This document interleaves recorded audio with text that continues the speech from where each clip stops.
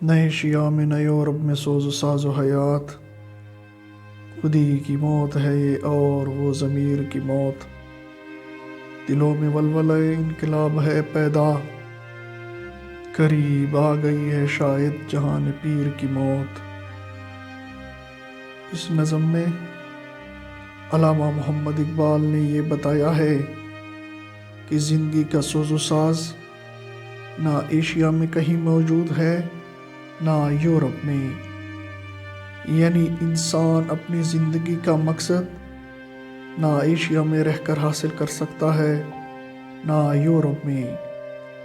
اس کی وجہ یہ ہے کہ ایشیا میں تو غلامی کی وجہ سے لوگوں کی خودی مردہ ہو چکی ہے، اور یورپ میں لادینی اور اشتراکیت کی بدولت ضمیر فنا ہو چکا ہے۔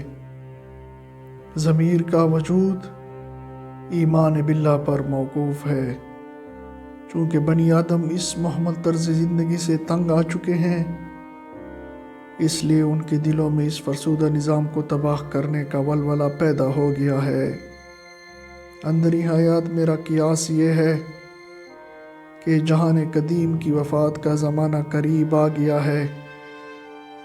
اقبال کی یہ پیش گوئی کچھ تو دوسری جنگ عظیم میں پوری ہو چکی ہے اور باقی ماندہ آئندہ 2-3 سال میں پوری ہو جائے گی، کیونکہ وہ دن دور نہیں جب روس کی مادہ پرستی اور امریکہ کی زبردستی میں فیصلہ کن جنگ ہوگی اور یہ دونوں طاغوتی قوتیں آپس میں لڑ کر فنا ہو جائیں گی۔ یعنی مغربی تہذیب اپنے خرجن سے آپ ہی خودکشی کرے گی اور اس خاکستر سے نئی دنیا جہاں پیدا ہوگی، جس کی مخلوق ابلیس کے بجائے اللہ کی مرضی پر چلے گی۔ کیا خوب کہا اقبال نے، خبر ملی ہے خدایان بحر و بر سے مجھے، فرنگ رہ گزر سیل بے پناہ میں ہے۔